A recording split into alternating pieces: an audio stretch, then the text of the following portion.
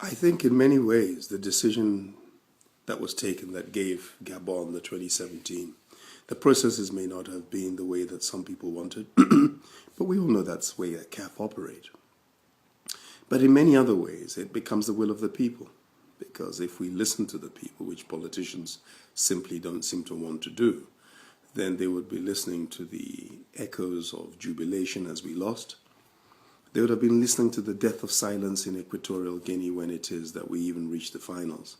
And I think the Black Stars played very well, and I'm proud of them. But the nation wasn't happy. We would have listened to what happened at the World Cup and the fact that the debacle of what happened there, that led to the establishment of a committee of inquiry. And some of the shenanigans that went on even at the committee hearing and those who appeared in front of it. The nation is not happy. It's not happy with sports. It's not happy with the management of football. It's not happy with the management of minority sports. And I think this is lost on the politicians. It's not about spinning. There's nothing to spin. The fact of the matter is that the credibility of those involved in the management of sports is at an all-time low. The handling of taxpayers' money is also something that, to the ordinary person who is struggling within the confines of a hardship unprecedented in many ways, is also struggling to handle and to accept and to understand. So going in for this bid doesn't make much sense. And you might say, well, were you not part of the committee? Well, actually, nobody spoke to me. A letter apparently went out.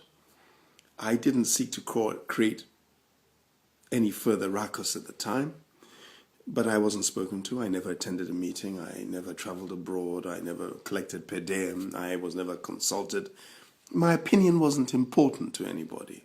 So why my name was even mentioned, other than the fact that perhaps my experience as a sports administrator, having invested his own money and having proven something by way of track, perhaps was relevant.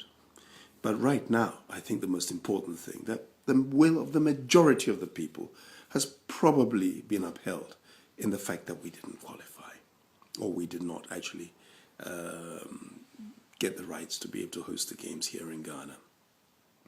My appeal once again is that given the catalogue of wrongdoings, the catalogue of things that have led to this very bad level of confidence within the system, and I'm talking about administrators, I'm talking about civil servants, I'm talking about politicians across the field, that we do need to get into the point where we start getting the right people involved. We really do. At board levels, administratively, at ministerial levels. Not somebody who knows how to kick a football or somebody who once appeared in a picture with somebody else, but somebody who really, really does understand, really, really wears his heart on his sleeve, really, really is prepared to put those structures in place that will prevent the catalogue of what has been going on and will promote and give confidence to the people who so love their sports.